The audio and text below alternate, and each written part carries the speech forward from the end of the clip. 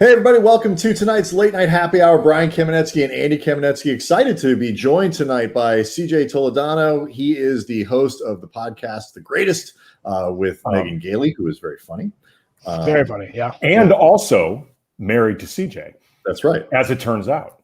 And a former guest of this show, which we take to be at least somewhat decent news that CJ would come now, because otherwise it was that awful to be here. We actually, by the way, CJ, and I hope we don't get Megan in trouble for saying this, we actually knew of your birthday present, the big birthday present she got you this year that was awesome. It was incredible. Shit, should I have listened to the show or watched the show in its entirety? You didn't know ahead of time? No, we actually knew. She didn't talk about it on air. She talked about it off air, and she made us swear not to say anything. But we actually knew about this, and we were like, "Damn, he is going to be really thrilled." I'll be honest with you, he opens that box. I forgot what it was. What was it? It's a game-worn autograph Barkley shoe, and it's one of my favorite sneakers of all time. I've never had a game-worn anything. Like as a kid, you're like, what level of like income do you get where you can just like splurge on something like that? So it was like the perfect birthday present because I would have never bought it for myself. And now it's like a shrine next to me when I work from home all day. So it really is like one of my favorite things in all of life now. So plus these guys have enormous feet, so you can like put a lot of things in it if you want. Yeah, it just looks like a prop. Like it's hard to believe. like it's hard to believe that a man wore this who could run and jump higher than me and faster than me. But yeah, that's why it feels like a movie prop when I just look at it. Yeah, I once put my foot into a professional, like a 7-footer. So it looks like when my daughter wears my running shoes. She's 2 and like runs around. It's like you feel like a 2-year-old running around in your parents' shoes. I remember years. This is a long time ago, but I was doing some work for ESPN the magazine on the red carpet for the ESPY Awards. Mm-hmm. And I shook hands with Willie McGinnis, who at the time was wearing one of his Super Bowl rings. And Willie McGinnis he was an enormous human being to begin with. I remember I went to USC when he was there, and I remember thinking that is the largest man I've ever seen in my life, other than Andre the Giant, like in person. And he really was built like an upside down triangle. But he shook my hand, and his hand was enormous anyway, while wearing one of those rings, which are huge. It actually hurt. Like it really hurt his hand pressing that metal into my hand. Oh my God, it was painful. And that's the power that they feel, like they wear that they get used to, it's like a wedding ring, but they get used to that weight. So they feel weird without it. And then I bet you they love seeing that reaction when they're crushing your hands, not only with their hand, but also with this giant metal object that very few people get. So, I would do the same thing. Yeah, every moment becomes the handshake in Ocean's 11 with Bernie Mac in the car and the guy who's renting him the vans or whatever, selling him the vans. We didn't get to the rest of your credits. Like this is important. Like we have all kinds of stuff. We mentioned The Greatest and the podcast, but also the founder of Follow Through, which is a creative sports studio, and we want to get into a lot of stuff about like just the content and things like that, because it's like a fascinating time for sports content. So we want to talk about that. You are the pride of Marshalltown, Iowa.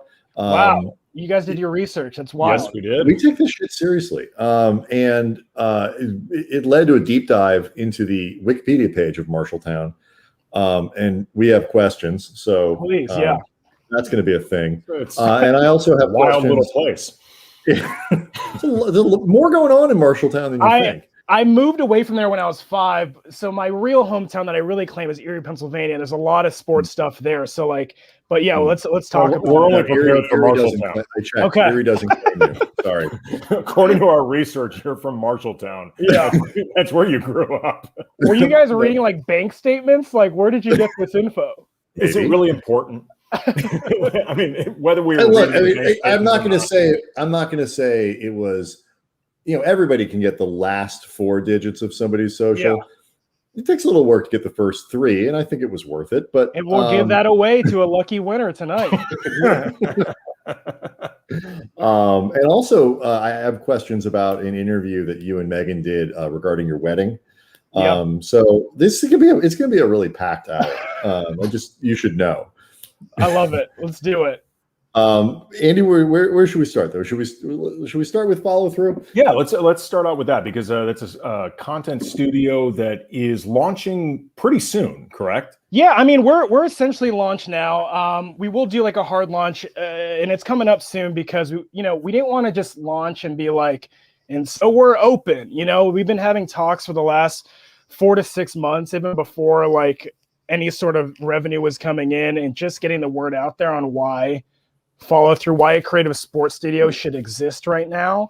And so we have a little preview for anyone watching. Like, we'll have a Super Bowl video coming out through Bleacher Report this weekend that I think will be really fun and really speak for what this thing is. And I mean, in short, what this thing is: a creative sports studio, and it's committed to developing, producing, and packaging, sports entertainment, not necessarily like stats and wins and losses, any of that reporting, but to bring fans closer to the athletes and teams they love. And so it's a culmination of my experience over the last 6 years, where I was at Bleacher Report, House of Highlights, the NFL, kind of creating that storytelling that is, resonates with social audiences and younger people that are consuming sports in a different way these days. So that's one of the things I wanted to ask you about. It was because I remember when I was a kid, and I get up, I'm going to age myself here. I get up and I read box scores, and I'm looking like, I'm getting, the box score from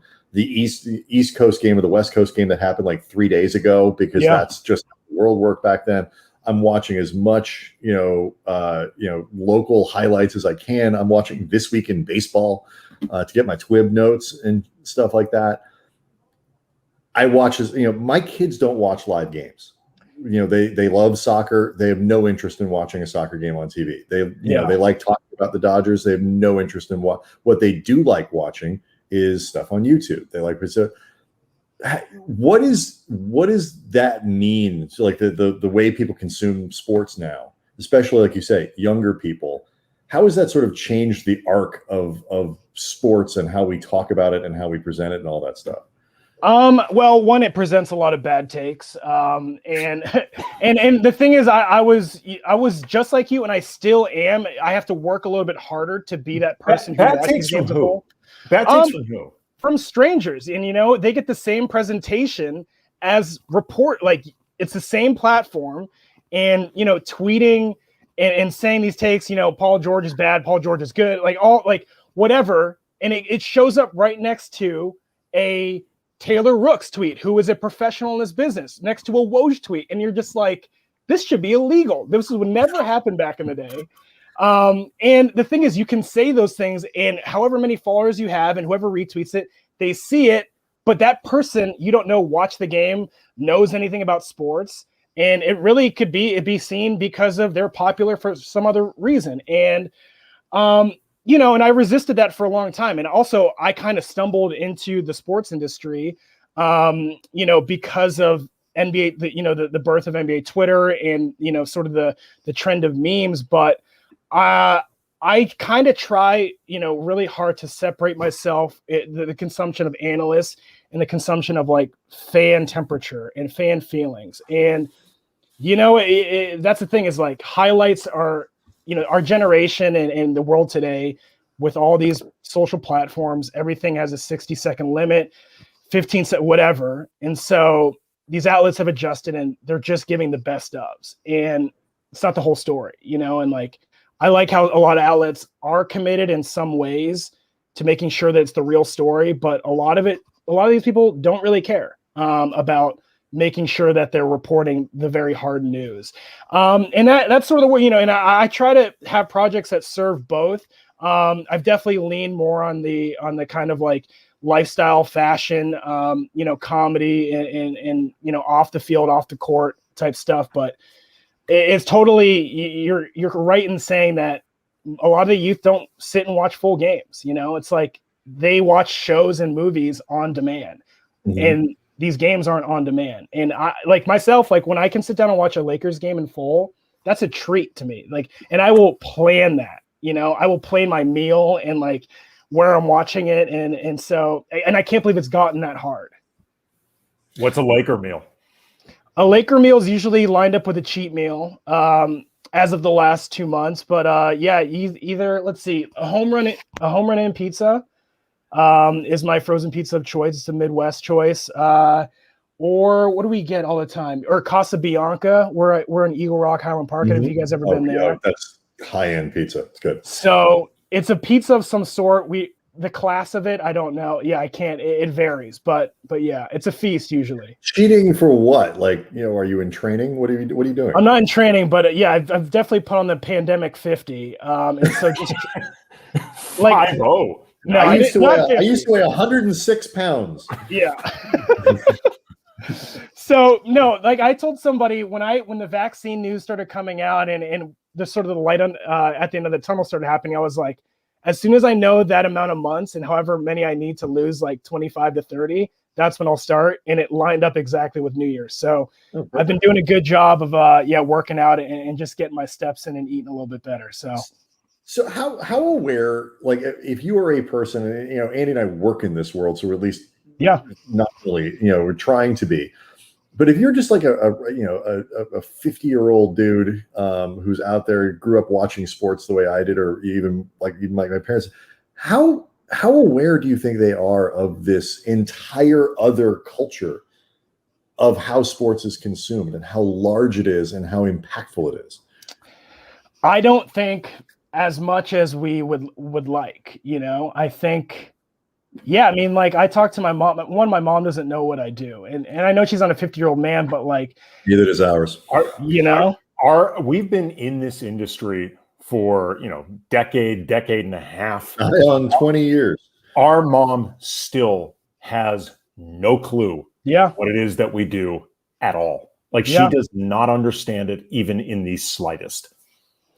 It's kind of wild. And it's not just my mom and the certain or parents or whatever. Like I've had Uber drivers in the heart of New York City and they're like, where are you? Like, oh yeah, I'm going to work. Where you work? Bleacher Report. They're like, what's Bleacher Report? And then I have to say it's ESPN, but for social, and that's that sort of logline has like evolved over the years, but it's pretty wild when in fact, like we live on social and we see those numbers and they can sometimes reach up to like 80,000 retweets. And you're like, every person has seen this, I remember when Brian and I were, I believe at the time, covering the Dodgers for the LA Times. We were doing their Dodger blog, like back in the day when sports blogs for mainstream outlets were first starting. And I got this voicemail from my mom, and this is right when Manny Ramirez got popped for PEDs. Yeah. When he was trying to get pregnant, the fertility drugs. And he had his big. We all want to have a family. I mean, it's who among us? And I just got this voicemail from my mom that said, "And did you hear about that Manny Ramirez? He's so stupid." And that was just the end of it. But I'm like, yes, Mom, I'm quite aware of what's going on with Manny Ramirez. Did you know the Lakers signed LeBron? Oh yeah, I did. Got nose. Did you know Kobe did a documentary with Spike Lee? Yeah. Yes. Do you think you could do a story about that? That could be kind of big, right? And like, that's like, and the thing is though, because we're getting like, it is the most breaking, most real time. Like when like KD is signing, with the Warriors, we're hearing that because the agents and reps around them have their strategy to get that news out. So it's like, all right, we're about to go. We're going to do the Players Tribune announcement, but also agent's going to leak it to whoever trusted reporter which I do like a lot of these guys, like I feel like I can't remember who broke was it Chris Haynes who broke the PG and Kawhi? Like you could have been. Could have been, yeah. And so like, and then it came from every other network, and like a lot of these guys, and he was already credible before, but like they're really built on some of these connections. And I think a lot of these players have their trusted guys who they'll leak that info to, and it comes out like we hear about it before it's official, before anything is signed. And that's like the beauty of this thing. It makes it really exciting. It makes it kind of like a video game for people like us in this business. One thing I think is really interesting, like you were talking before about younger audiences trained to have like a 60-second attention span. Like I've noticed with my daughter who's 9, who is a big consumer of like TikTok and different videos. And she, she edits videos for an audience that she actually has now, like, which is kind of bizarre to me. But like, she's a funny kid and she has a good sense of humor, but her sense of humor is very compact. Like, kids don't have an idea of context to begin with, but kids now really have no idea. Like, she'll just show me this 45-second video with no explanation whatsoever that she doesn't understand why I wouldn't automatically find it hilarious just because I'm like, I don't even know what that is. Yeah. But kids now, like, I don't think they have like a sense, and I think this extends to audiences when it comes to constructing humor of like an actual build to something. Gradually getting to a punchline. The punchline has to hit right then. And I don't even think it's bad or good. I just think it's interesting because there's going to be generations that their version of humor and their idea of humor is shaped by what we're seeing right now with online culture. You came up in comedy. So like, this is, an evolution you've seen firsthand. And it's, and I'm kind of just like, is it just evolution in general? Like, can you make the same case for a lot of things, with maybe even cooking or any sort of arts? But the one thing, and I love that you said it, and it's something that I had to sort of teach myself, is like, it's not good or bad. It's like, it's what we're at. And for a lot of comedian friends who, my network is still like stand-up comedians, comedy writers who write for television. And, I just want them to accept it, but also accept that like, these are brilliant kids who are learning storytelling in those 60 seconds, who are taking trends and using those trends to then tell, use their comedy or tell their story in those sort of formats that are now sort of birthing through, these social media things. But also too, like, they might grow out of it, like I grew out of like jackass destructive humor. Like, we used to be in shopping carts and like running each other into walls. And then I was like, what's a monologue joke? I love late night talk shows and this could be a job. So I figured out monologue jokes. I figured out sketch writing. I figured out stand-up. And I feel like, I'm like incorrect, or I feel kind of like pretentious saying this, but my sort of taste in comedy sort of changed. And it didn't get rid of that, whatever comedy I left. And it just became a different thing. It came like, how I wanted to digest these things. And there was more to study and all that. So yeah, I don't even know what the question was anymore, but it's an ongoing battle and like evaluation of it all. And it's super interesting, and it's not good or bad. It's I think we're happy we have it. I feel like we're seeing a cultural shift in a lot of ways with comedy that, I'm sure if you looked, at the history of comedy and vaudeville, going back 100 plus years, you would see different shifts there as well. I find this one interesting just in the presentation. Yeah. Like, the presentation is so fast moving. Yeah. And the way you have to really find what hits pretty quickly in order for, I think, to really be popular now. Yeah. No, and it's like, it's something, another great example of it was, when YouTube was sort of new, and SNL, which is probably the biggest and longest running comedy institution, that was live sketch. But then all of a sudden, really when it popped again in the 2000s was Lonely Island. And those were guys that were just making comedy on YouTube. And that was like kind of what brought it back into the mainstream. Like, SNL was always there, but it like really popularized it. Now you watch it, there's 4 digital shorts, there's 5 digital shorts, there's pre-tapes. And it's just like, and I'm happy that it's like that, because, you can't be too resistant. You got to give in a little bit, but you got to be like, that's the challenge. How do I, again, the comedy bone is the same, not the same for everyone, but we all have it. You worked for Jimmy Fallon, right? Mm-hmm. Writing for his show. His show, and I think James Corden and a lot of other ones now, you can see they're constructed for online consumption. Like, you can see that things are constructed to be consumed in different 6 to 7 minute sections, as opposed to like the David Letterman that I grew up on, that really was like a show's build. Yeah, exactly. Yeah, and Conan was my guy, and and Letterman was his guy, and so it's just so different now. And I feel like, with everything, and from being over there, and it was still kind of early. This is 2011 when I was at Fallon, but like, those pitch meetings always happen. It's like, this will pop online. This will Corden, carpool karaoke, like the numbers they were looking at were the YouTube numbers, and all this stuff. It's all like, it's wild. And this is the sad part that I don't like. I don't love the numbers and rating systems available to everyone who watches it. That I feel like can go, because it's too influential to a lot of audiences. And I guess you mean in terms of like just being, it's so clear and obvious, like how many people liked a tweet, how many people have watched a YouTube video or whatever it might be. It makes people sick, but I've definitely fall to it on a daily basis. But yeah, and for that to be existent for art, like Twitter, like we're getting off jokes, we're getting off opinions. Some things should be seen by everyone.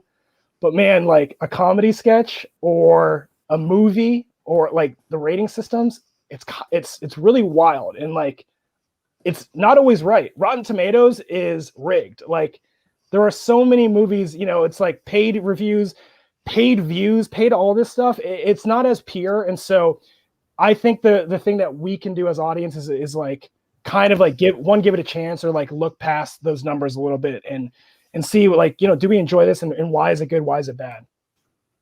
Who does this empower? Like, I know, your studio is sports based, work with athletes, work with teams. I mean, I suspect, it's a pandemic, work with people who hire you.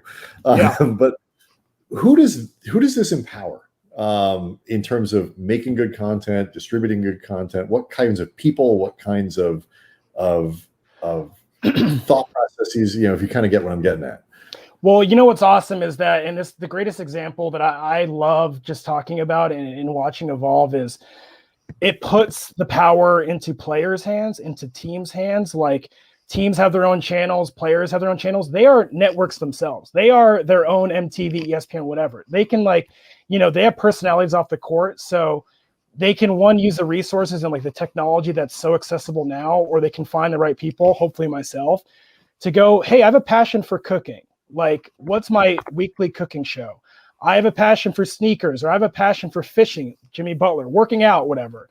Like what, if I was truly, because every athlete is always looking for what they're going to do. Like I used to be like, what am I going to do after my career? But now they can go, what can I do in my off days? And like, JaVale McGee's vlog during the bubble, the Teamside Bowl, I was watching those over television, and that's like themselves and maybe one other person or a team or whatever. And I want more of that, and that's how players can fight against publishers or just other people almost just like talking shit about them or like trying to, control their narrative when it's theirs. Yeah, it's funny you say that, because like athletes now are so much more savvy about creating this stuff in the first place. And they have more confidence, they have more resources. Like I have maintained for a while that LeBron's upcoming Space Jam, I'm not saying that I think for sure it'll be good, but I am really confident it will be better than the original.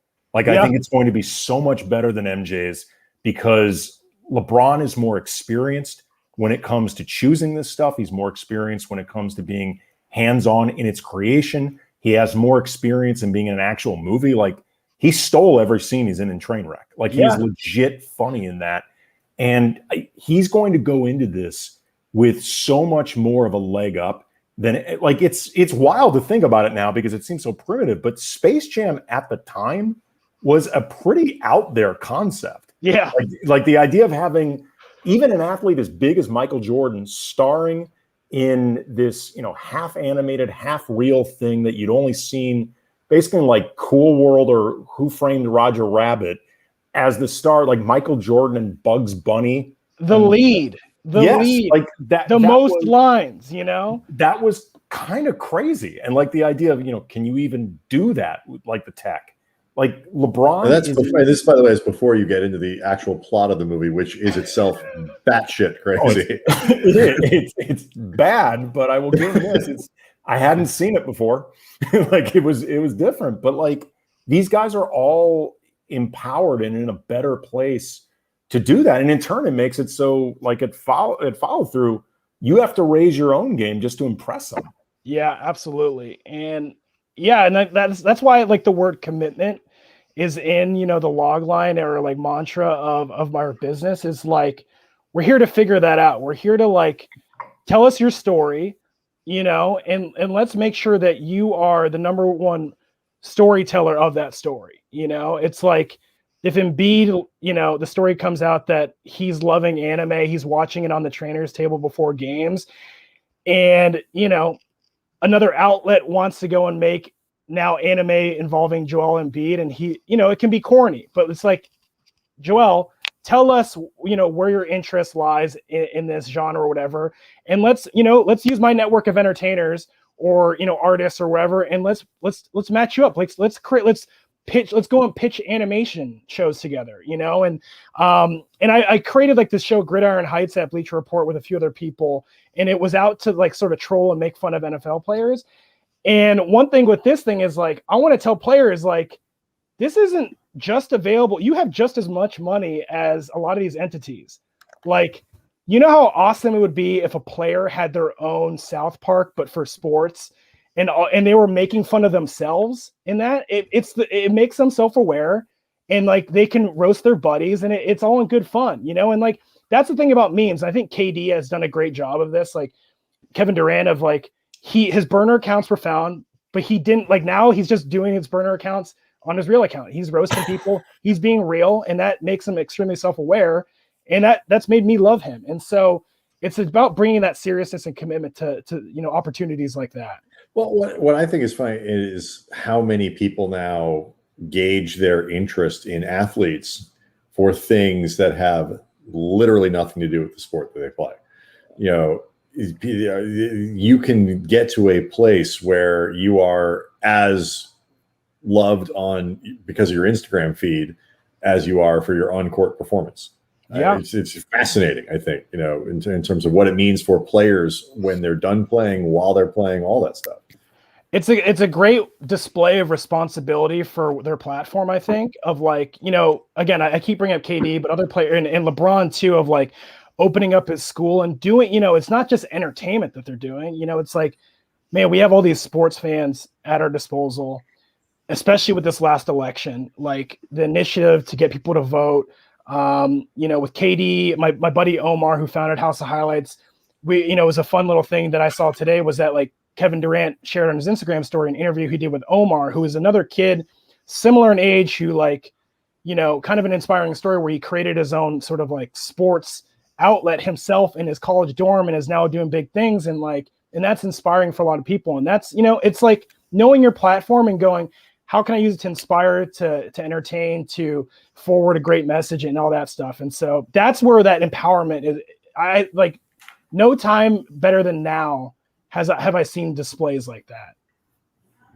It's funny, actually. Brian and I were talking about before you came on the show. Years ago, when ESPN the magazine first launched, we used to be contributing writers for the Jump section, which was basically the funny section, like all these different comedic conceits. They call it the front of the book. The front of the book, as it was called in the industry. Talk. Yeah, the jargon. Which, like, at the time was pretty wild for a magazine to be doing. Like the idea of just a humorous section in what was otherwise a pretty hardcore sports magazine, serving the most hardcore of audiences, ESPN. And like, it just sort of dawned on me, like, that was basically, there's a through line between that section doing it on paper and what you're doing right now, and what these guys do, creating their own humorous Serge Ibaka and Kawhi Leonard sitting down to split a bull penis pizza, exactly. Like something like that. I mean, it's this is the extension of that stuff like 20 or so years ago. But even if you didn't know that's where it was heading, it clearly was. No, I feel like if you really sat down, you can figure out the one-to-one to what's popular and what was popular back then. Like ESPN the magazine, Sports Illustrated for kids, like those were what inspired a lot of what's going on right now. Like, I mean, House of Highlights itself is the top 10. Like how many, casual people who, or casual sports fans back then would just go, I'm going to watch the top 10 and then I'm going to go to work or I'm going to go to school, and then they're out. Now they have at their hand at an instant, the top 10 or top 100, and it's evergreen, it's topical. And, that was a code that was cracked by guys like Omar. And, with I talk about Sports Illustrated for kids, and now they're Overtime, which is just like blowing up, so many investors, pro athletes, and that's like focuses on, youth and sports. And they're not famous. They're not in the pros yet, but that's inspiring, it's like the section in Us Weekly where it's like stars are just like us. It's like, oh, there's this kid who has to go to school, who has to take care of his brother and sister, has to do his homework, and then also playing the state championship game and put up 30 while LeBron is sitting courtside, or, Quavo is watching because he heard he's the next big thing. It's like, that's wild. And I feel like, there's versions of that back in the day. So it's not like new, but it's like, using what the technology is presenting to us today.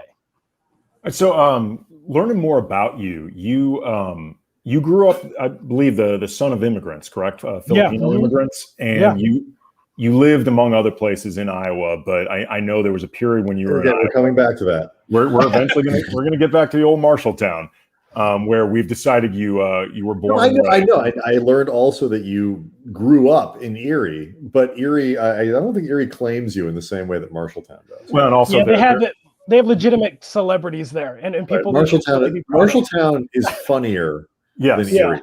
And we found their wiki page first. So ultimately, that's why it's much more important to us that you're from Marshalltown. but you've talked about before how growing up in that experience and like being one of the only non-white people in your high school, growing up, shaped what got you into comedy. And I was curious, just how that came about, but also like an outsiderish perspective, what that does for you in terms of sort of gauging what is funny. Like not even necessarily outsider, like ostracized, but literally just my experience is different than pretty much everybody else around me.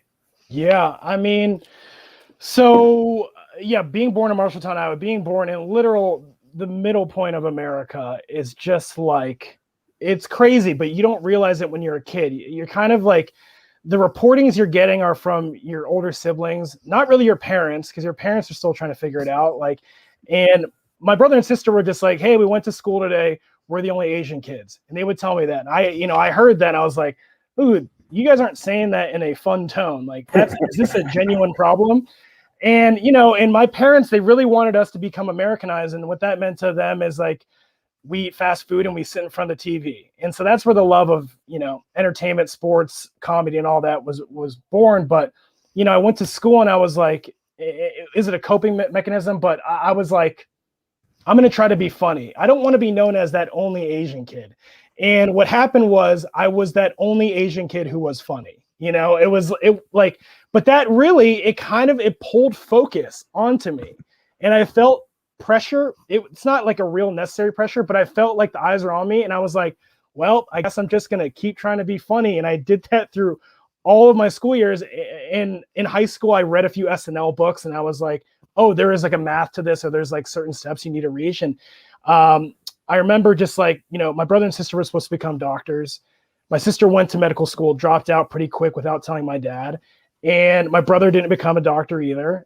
And so my parents were just done trying. And I was like, I want to do comedy. I want to move to Chicago. I want to do stand-up and I want to do all that. And my dad just said, he was like, if you're going to do comedy, you need to treat it like you're going to medical school. Like, it was 70, 80-hour weeks of me, studying and going to classes and all that. Like, you better put that in for comedy. And that's what I did. So it was definitely that immigrant mentality into starting comedy. And it was 100% a gamble.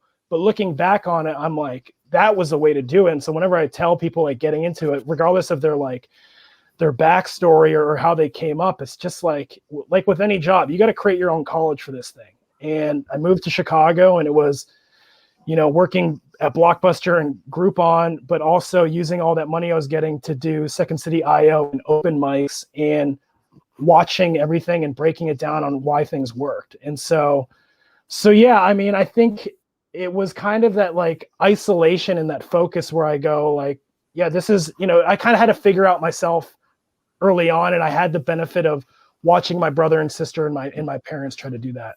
as well. That's the technical kind of explanations of like the craft of comedy and like why things are funny. Yeah, kind of fascinating. Andy and I were talking about this. I think it was yesterday. Just as Dave Schilling, who you probably know. Yeah, love Dave. Dave actually pointed us to Megan. We were talking about awesome people that have on. Yeah. He had a tweet that. I don't know if he was dead serious about this, but like the funniest movie line ever. I don't know if Dave is ever dead serious. He's very hard to tell. And that's why he's my buddy. Right. No, but by dead serious, I mean like he actually means this as an opinion, because like you could make an argument, but like the tweet was basically that, hey, it's Enrico Palazzo from The Naked Gun.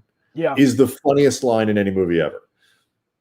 Like the joke, and he's correct. The joke has like 19 different levels to it that run throughout the movie, and it's a great line, and I love the movie. But like that joke, the stuff from Airplane, 30 Rock, long drawn out stuff like the old Newhart routine, like the craft to this being like really good at comedy is intense. So you talked about like, an SNL book. You talk about like, who are the people, like when you invest medical school type time into this, who did you study? Like, who did you look at? What did you go to? I mean, it's studying. So you say intense and like complicated and all that. And really it just becomes guesswork at that point, because to break it down, your brain will break. Right. But the greatest thing is to sit around a bunch of comedians and try to dissect it. But like, you're going to pick away. And one, it's like, you find out who you like as a younger person coming up. You're like, oh, I like this person. And you look up and see what their backstory is. And then number two is just like, what makes you laugh? Like, those are the greatest gambles. Like, what makes you laugh? I like scientifically, there are other people that same thing will make you laugh. And if you keep doing it, the audiences will hopefully find you. The jobs will find you. And the worst thing you can do, and this is like, I would say the verdict of every person trying too hard, when someone's like, you're trying too hard to be funny, is because they're doing something not authentic to them. It's like, I am silly because I like that's how I like, again, spoke to people growing up. And like, that was like my coping mechanism. Like, I didn't go to Harvard. I wasn't an Ivy League guy. So I'm not doing cerebral humor. I came up on Fresh Prince, Jackass, Farley on SNL, Will Ferrell and all that. And so like, those are the guys who I resonated with, and just inherently I picked up sort of the best of their. But you still have to figure out why it's funny. You still have to know why this guy who does Farley why Chris Farley is funny, and the 12,000 guys who are trying to do what Farley does aren't. Yeah. So why was he funny and the other guys weren't? Well, I can go back to my training at IO and in Second City, and it's. It's corny and everyone makes fun of it, but yes, and it's like, no one wants to watch, like if you're doing scene work and someone presents you with a wild, unrealistic scenario or line, like who would want to watch a scene where someone says no to that? You want to say yes, and then it's trust, it's vulnerability. It's like, all right, let's see what this turns into. Yeah. And yeah. I've done some improv training as well, and you have to be willing to give up your own agenda, at least on some level, even if you want to try to take a sketch or a scene, or I've applied this to radio and things that we've done, anything live. You have to be listening, and you have to be willing to give up some of what you had preconceived in order to get it to a better place. And, the yes anding, and that's really about control, and being willing to give up a certain degree of that control, and trusting that the people around you are just as interested in making you funny as making themselves funny. Because ultimately, like in a lot of ways, the no and guy is the person who's really thinking, I won't be funny if we go down this route. I don't like to share. No, but it's like, it's a complete bummer. It's just a bummer. A guy like someone or a person who's just like, no. And it's just like, well, what do we do from here? And that like, no one likes a person who thinks that they're right all the time, and by saying no is like, all right, well then what's the funnier thing we should be doing right now? And no one's interested in watching that, roll itself out. So Yeah, it's yes and is like, now kind of made fun of, but in stand up was always my more favorite, sort of format, but it was like that improv training of just like in those writers rooms, like in stuff that we're doing now, it's like you're in a group full of funny people. If you say no to people, we're not getting anywhere. Like someone could say a bad joke and you go, all right, well, let's explore that bad joke. And then you do find, the funniest joke of the day. Okay, so but this is an interesting seg because you and Megan are very impressive people in the sense that you are the only people I know who have ever been interviewed about your wedding. Yeah, because it's a great wedding. You guys are very cool and you're hip, and people want to be like you. One of the things that got my attention, though, beyond the cool Reggie Miller proposal thing, which we should talk about, is the idea, like, it was either you or Megan basically said, like, everyone at the wedding was a comedian. Yeah. Comedians are interesting people. Yes, they are. They can be dark people. Yeah. They can be needy people. Like, what is it like to sort of surround yourself in a world, because you want to be hanging out with funny people, but you have the sort of the angst of the, like, what does it do for you as a comedian to be surrounded by comedians, as a person to be constantly surrounded by comedians? Well, yeah, it's like, it's the gathering of a bunch of outcasts, and everyone has to put their egos away because, we all thought, it's like basketball players and like entering the NBA. You can't enter the league. Well, I get this is wrong because Mamba mentality is like totally a thing, but like you got to put it away for a little bit. And you can't be on. And you got to be responsive in that listening part, but it is like a bunch of degenerates. And that's why, like, if you were at our wedding and we just watched our wedding video on our anniversary a month ago, and it was crazy. It was, and that's how we all met, was doing open mics where no one was at, and then drinking for 6 hours afterwards and closing out the bars. And these are just people who, man, some of them take themselves too seriously. Some of them want to still be the funniest person in the room. Some of them are mad about their career and too depressed, but comedy is the only thing that they have left and like makes them happy. And if you put all those people together, it's scattered and it's wild and it's fun, but it's like the only world Megan and I know. It's a big reason why Megan and I got married and like think we're the people for each other. So it can be exhausting. I used to bartend at a place that had an open mic. And I was the guy in that room, and there were some people who came up that I could tell then were going to be, like, Chelsea Handler was a regular, and I was like, yeah, she's going to be a star. And Sarah Kalana, I could tell was going to end up going far. Bobby Lee, some other people like that you could tell were good, but there were others that weren't as good, and then there were others that were just exhausting, and like the need to always be on. Like never be one-upped, never have somebody else possibly make a room laugh harder than them, even when they're not on stage, like just holding court. Yeah. Like, and that's sort of what I was getting at. Like, I would imagine that could be a lot of that energy. It's exhausting, but again, it's just like, and maybe this is just my brainwashed and like Stockholm syndrome, but it's like what I miss so much, and it can't be replicated over Zoom with a bunch of comedians. It's, just like, and my greatest friends I met in an alley smoking weed for the first time after an open mic, and those are the people who now have families and we're at our wedding and have jobs. Some are like big EPs or just got nominated this week for awards. And you're just like, wow. Like, and our lives were so not bad, like not the worst, but it's like we were sleeping next to dirty dishes and all this stuff, and you kind of just like, you learn to appreciate that come up, and these are just people who understand you and had similar lives, similar struggles. That wedding was really just a celebration that we all are still alive, and that we all can feed ourselves, and for the most part all of us are doing something creative in this, for work. And so like I can't really pinpoint, and maybe not giving you the exact answer, but it's just a bunch of outcasts who never knew what they were going to do with their life, wanted one thing, and like we just were on the same path, and like we're the only people who can understand that. Though I imagine those wedding speeches and toasts were pretty damn good. They were really good. Like my buddy Tommy Mack, he's a musician and a comedian, and he sang during our actual ceremony, like wrote this song about us. And I got, being in production and stuff, I of course hired like a really good videographer and editors.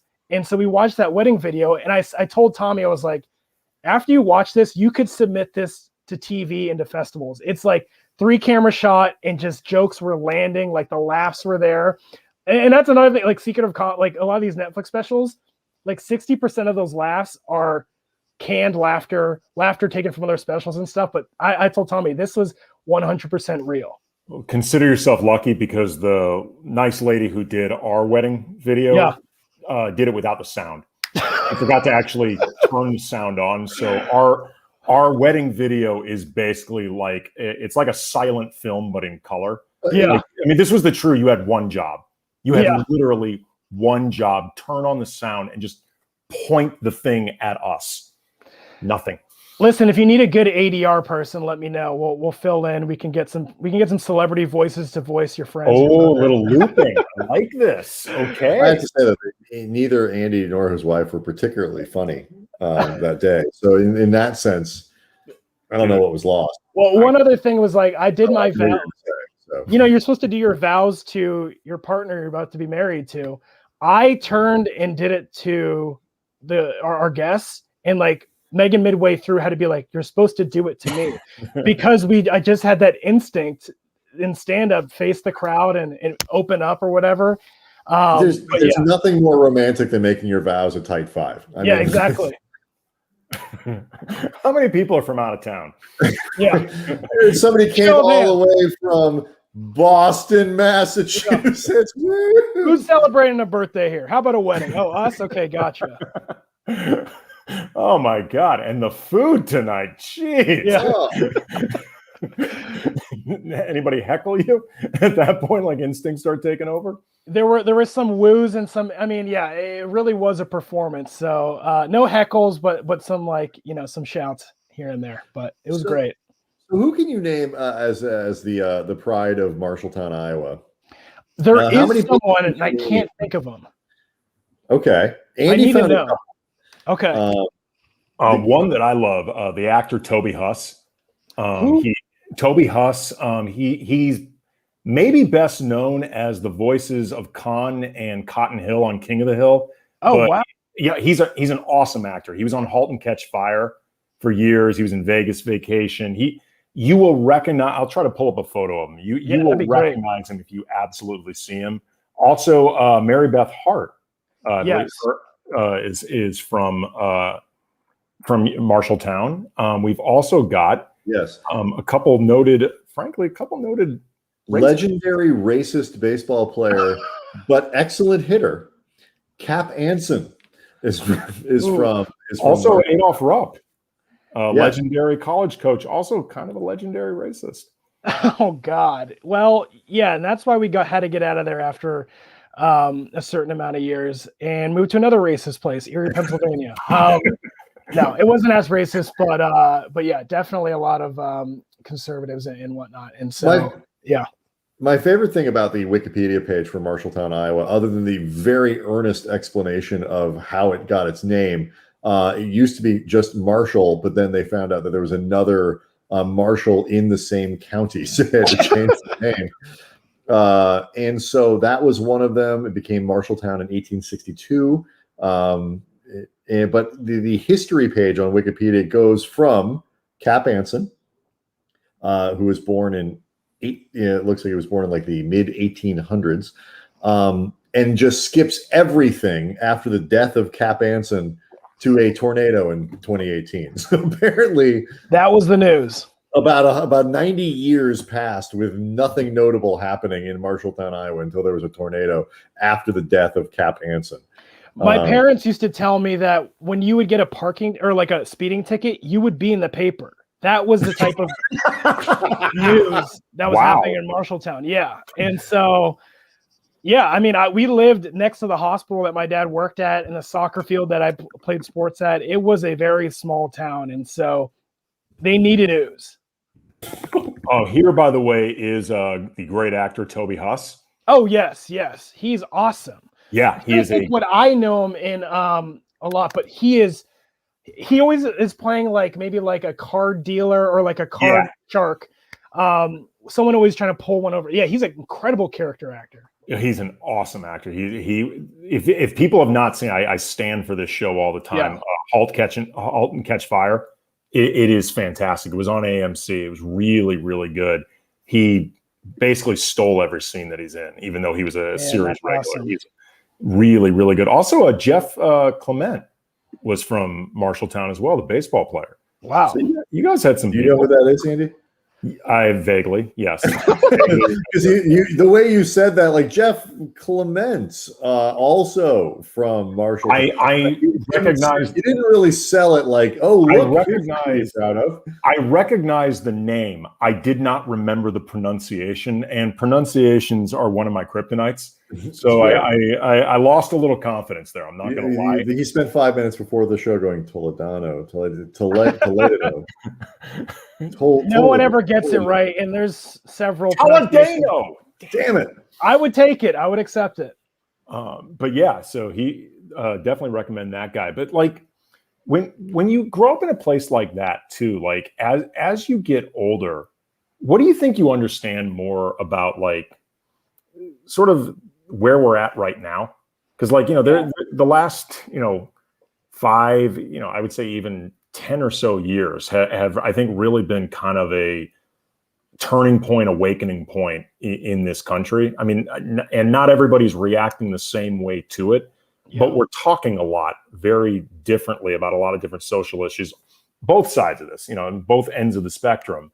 But I would imagine that perspective might seem informative for where we are now. Absolutely. And I've described myself, and you guys sort of know, as a silly comedian or whatever, but the last few years, I've realized you can't really do that. And one, I've also realized the bubble that we live in, being here in LA and when I was living in New York and Chicago, and like your day-to-day isn't the global experience. And there are so many people out there where, what politicians are saying or the issues that really matter aren't affecting them. And so you have to go, what are the real ways you can reach them and tell them how it does affect them? And I think that's why this like last election and a lot of, the movements that have been happening over the last couple of years have been incredible, because I feel like we're truly breaking ground. We are keep continually just being like, we're in a bubble. We need to reach people outside. Like, stop convincing your friends, call your parents, talk to them why, you need to get the vaccine, or why you need to believe this, or not even just why you should believe this. Hey, do the research a little bit. I had to do the research. It's okay if you feel uncomfortable. It's okay if like it's not affecting your daily life, like mask wearing. It's like, yes, you are young, but what about how it can affect an older person? Like, and it's just like, not being selfish and realizing that it's the sort of trickle or like how things can get passed. And just, you look at a map and you go, all right, well, of course, LA is going blue, and like all these places are going blue or whatever are going, there's middle America. And especially when making art, and for television and for, like SNL, like that is a company, funded by Comcast, right? And so they're looking out for their numbers and dollars. So you do have to create comedy that plays in the middle of America and stuff like that. And so it's just that general thing, the general realization that we're in a bubble, and like, of course your friends are all signing off on the same stuff, same beliefs, but like, if we're truly going to get anywhere, you gotta just like see what you can do to reach every sort of person out there. Okay. So tie this back to what we were talking about at the beginning of the show, which is the influence of social. Is social an inherently selfish thing, a selfish medium? You talk about sort of like not being selfish, not being inside of your bubble. How does that work? Because it's obviously the answer is all of it. But I mean, like, but what is the impact and the role of social media in that idea of not being selfish, not being inside of a bubble, and all that kind of stuff? What can it be? What should it be? What is it? Yeah, I don't know. And that's when it becomes up to the human. Yeah, and it's wild that, we can go out there and follow we can go and follow 2,000 people who we agree with, and that's dangerous. But also, like, what was the platform designed for? To hear from those people, it's just like, so I don't know what the remedy is. I guess like the first step is like realizing what that experience can do to you. But yeah, it is selfish. It's it's selfish. Well, there's selfishness to it. There's also a self-absorption to it as well. Yeah, that's sort of what I'm getting at. Like it is a medium that it has the potential to cross bridges and bring people together, and expose people to stuff that they may not have seen or whatever it is. But I think what we're finding in so many ways is that really what you end up doing so much is preaching to the choir. Yeah. And so, again, when you do what you do, I mean, just even dialing it back to things that are far less serious than conspiracy theories and all that other stuff. Mm-hmm. How do you, who is the audience? Are you trying to expand reach? Are you trying to reach the people that are kind of in on JaVale McGee's Instagram page? Like, who are you aiming for in this world of social?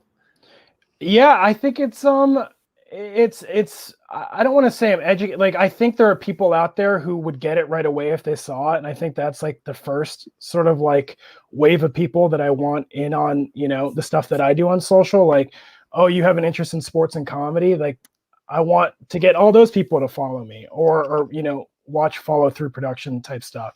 And then, say that's going well. And this is just from my experience of seeing people build audiences. And maybe it's like, then I got to pay for promo or whatever. I got to like what's the next step of getting people who don't know they like sports and comedy to see this stuff, who can stumble upon it. And so yeah, I mean, it's not like a science just yet. There's different ways, but like, and that comes back. I mean, I guess it ties into, you got to, you make things that make yourself laugh, that make your friends laugh. And I think that's where you start. You entertain the people that have the similar interests, and then hopefully it can grow and just be open for yourself to grow as well. Okay, speaking of sort of this perfect connection point of the different worlds that you both live in, and we've been talking about, NBA, content creation, social media, the social media vortex that we all live in. Ask you something that we ask a lot of different people who know the NBA that come on in this show. Why is Paul George, do you think, such a recurrent target of online slander? Like, because he's really interesting in the sense that he elicits this massive reaction all the time, and he's somebody whose personality is fairly vanilla. Yeah, like he doesn't, like, Paul George is not somebody that goes out of his way to elicit a reaction. Like, we're talking about KD before, and some of the online misadventures he's had. And no matter what you think about them, like, Kevin Durant has gone out of his way to elicit more of a reaction. Yes. Paul George seems to want no reaction and cannot seem to avoid sparking one. Yeah. And he's in it right now with Jared Dudley and the book that the online book that he had written. Listen, I'm a Lakers fan, and you're allowed to be partisan. It's fine. Yeah, and the thing is, the PG hate is undeserved, but I get it, and this is like, he has a lot more career ahead of him, because at one time the narrative was that he is having an incredible comeback after his leg snap. Like, I was at that game. I was at the Vegas exhibition game because I was there. My mom was in Vegas, and so me and my brother went up there, wanted to see that game. Because it was D Rose's first game back after his ACL stuff. So that was like the main focus. And then to see, we didn't like actually see that occur. Like, and for some reason that stadium, no one's cell phone worked. So it was walking out in the parking lot and everyone getting a reception and seeing the highlights on your phone. They talk about like how sports is consumed. Like, that's how we saw it. But like for the next 2 years, it was like, wow, what an incredible story. He's, the greatest comeback story in NBA history.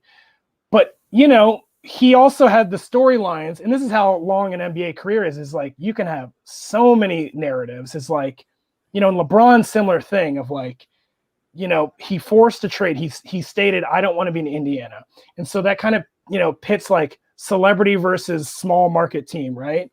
And then he gets his wish, goes to Oklahoma City, maybe makes a few too many promises that, again, NBA fans and media are really just like zeroing in on, like, we're going to hold you accountable. That was a great party, though, that Russell Westbrook threw. I mean, I bet everybody there was making all sorts of promises that they couldn't keep. Documentaries, like, you know, and like that. So that's the things where, like, you did this to yourself, pal. But like, so, but he also has had a group like Follow Through create the company, the content for him. Yeah, let's kind of look in the future. Exactly. But, you know, and he had opportunities, like, I think the story with him on the Clippers is not done by any means. Like, they, you know, and the Clippers have a target on their back no matter what in this city, especially like going to LA, saying you're from LA, saying you're a Lakers fan, have pictures of you in Lakers uniforms as a kid, and then going to the Clippers after the guy who the Lakers also thought they're like, it just all fell in this place. And so the Lakers clearly thought they were getting Paul George. Like, even before they thought they were getting LeBron. I mean, they made moves, or certain moves they didn't make, like not trading Brandon Ingram or the pick that became Lonzo, because they thought they were going to get Paul George anyway. Like, there was a lot that had been planned for his arrival. You know, the LA guy supposedly coming home, and then he did come home. He just went to the other team, and that seemed unfathomable. But do you remember, like LeBron wasn't initially accepted right away, you know? And that's the thing, is like him going to Lakers, I think PG, not necessarily that this was, you know, what did it for him, but he thought he was going to be the number one guy on the Lakers, I think, for a long time. I think, like, you know, he said he was in it for the long haul on the Thunder, but, you know, in the back of his mind, he was like, I'm going to work my way over the Lakers. And then LeBron came in with that plan that was only like, I think Bill Simmons started to put that, you know, story out there that like LeBron was positioning himself to go to the Lakers. And then when it happened, and one also like the kind of what the story of like how Magic and Rob, again, no one liked Rob back then. No one thought they were doing real work, you know, and they got LeBron. And I think Paul George was like, I don't know if that's the team for me. And Kawhi made those calls, and like OKC wanted to get all these assets back. And I think you want to be loved. A concert for Paul George, do you think that would have gotten him here?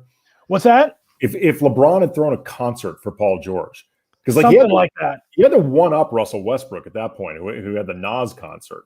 Yeah, I mean, they needed the pomps and circumstances. Like, he needed the red carpet. Some of these guys, you know. And that doesn't make Paul George a bad guy. Like, I think these promises he's made matches his talent. But man, like, to blow a 3-1 lead, again, not completely his fault. And like, for as many air balls off the back of or the side of the rim, I can find those for LeBron. Again, LeBron's one of my favorite players. Like, but the spotlight is on the Clippers and Paul George because of, like, you know, these things he's done. And it just hasn't fallen it hasn't fallen his way yet. There is a knack to being able to do this, like in this kind of, and like to feel genuine, to feel authentic. Like it is hard to be completely comfortable in the role. And we had Law Murray on, who covers the Clippers for The Athletic, on last week. He made a great point. Like, guys get cast heels, heroes, whatever, you know, especially in the playoffs. And like, you don't always get a vote in that. And like, sometimes you're like, oh, okay, now I got to be the tough guy with like the black hat, and it doesn't fit. And I feel like he's a guy who, since he's moved from one place to another, he's been cast in roles that he's not good at playing, in terms of like perception. And that's a tough spot to be in just as a human being. So, I mean, sometimes I feel bad for those guys in that way. Well, and again, this only makes LeBron look better, because first year in Miami, same exact thing. What happened, like, in terms of like also his basketball playing, it was like he also wasn't good in the post. So what did he do in the summer? Like, I think he kind of laid off the media and the interviews and all that. And he also got a post game and became a great teammate. And they won 2 after that, you know, and then he went back to Cleveland. Like, there are certain calculated ways for Paul George to overcome this. His game is there. That's the thing, is like, you know, tonight especially, you know, he's incredible. This Clippers team could beat the Lakers. I don't think they will. Well, they could, sure. But they definitely could. And like, Paul George just has to figure out, maybe he needs to slow down a little bit, like let his game speak for itself.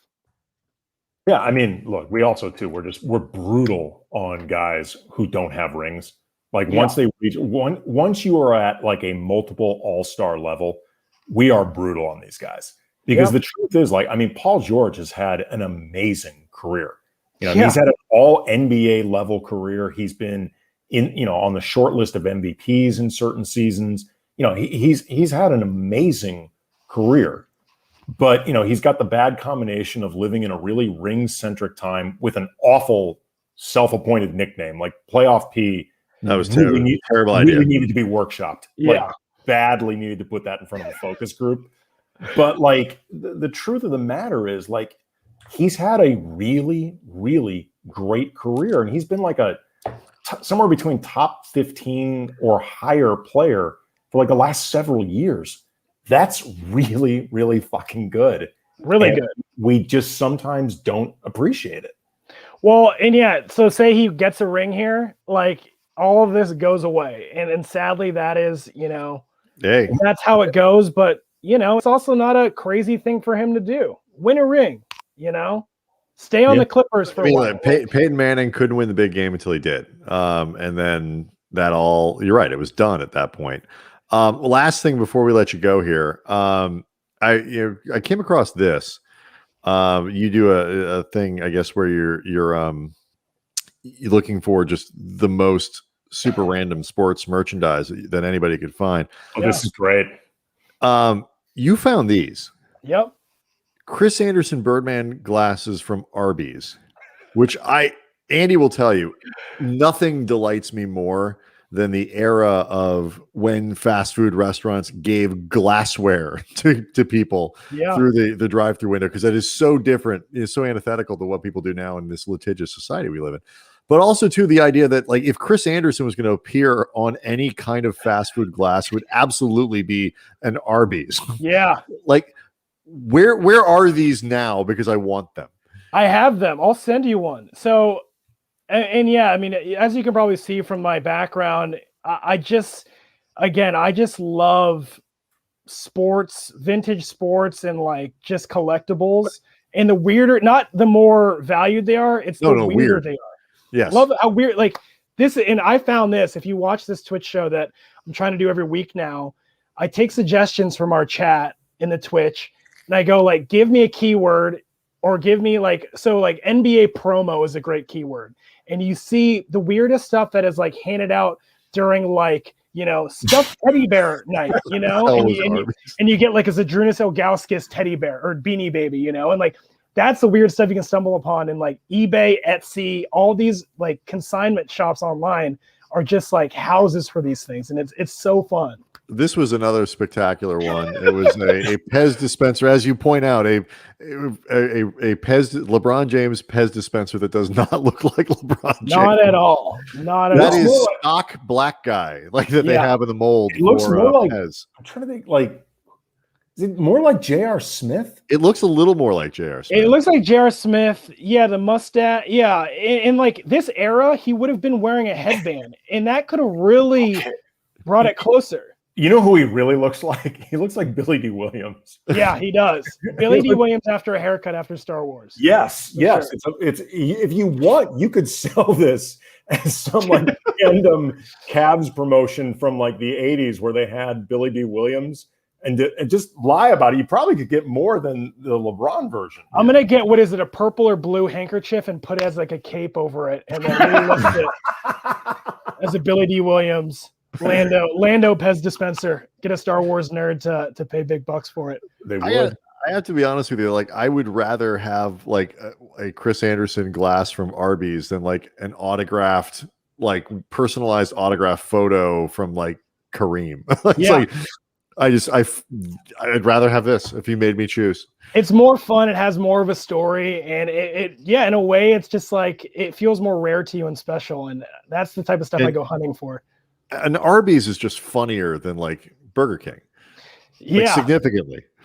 And I love Arby's, but when it's like, because Burger King and McDonald's, they're probably getting big players. Like, who can Arby's pull? And it's Chris Anderson. What's the name of the Twitch show, by the way, so people can find it? I think it was so Twitch. I got to come up with a title, but if you look at my Twitch is follow through CJ, and you'll see all the. I'm just clicking through everything right now. Yeah, it was as long as we're sharing the screen. Buying stupid sports merch was the tentative title, and that might be what we stick with. But yeah, Twitch and like a lot of these social platforms is like you don't want to come up with a catchy name. It's just like give us the straightforward. What is this show about? Well, buying stupid sports merch. That's pretty straightforward. I will watch that. Yeah. I mean, this didn't even make the screen. So the person who sold that to me said they lost it. And so they actually sent me, it's not blown up right now, but rafts of David Robinson, Scottie Pippen, inflatable rafts of Scottie Pippen or David Robinson Doritos bags. Do they have cup holders? Yes, they do. You know what you do? You take your Chris Anderson glass, you fill it with a beer, you head out to the pool, and you lie down on David Robinson. That's genius. That is ideal summer night. Or that is a full day. All right. Oh man, you have an excellent life. You've really got this figured out.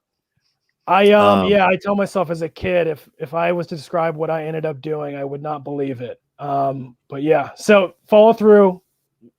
The inspiration for this is to hold on to this lifestyle of just like trying to find the fun in sports. Yeah, it's a good place to stop. Again, it's it's CJ Toledano. Follow through is his new what do you call it? It's a studio. I was going to say agency, creative sports studio. But you'll start seeing some stuff come from us, and we'll build the identity as we go. Check that out. Check out The Greatest, his podcast with his wife Megan Gailey. This was fun. Really appreciate it. Taking the time, keeping a little bit past the hour here. It's great to meet you. Great to meet you guys too. And thanks for having me. Absolutely, man. Thank you very much. Tomorrow night, we will be reacting to Lakers Nuggets. That should be a really fun game. Looking forward to that one. And Friday, we've got TBD booked. TBD is a very, very exciting guest. It might be you. It might be you, viewer, with us right now. So be on the alert. We will see everybody tomorrow. Dank u, Nederland.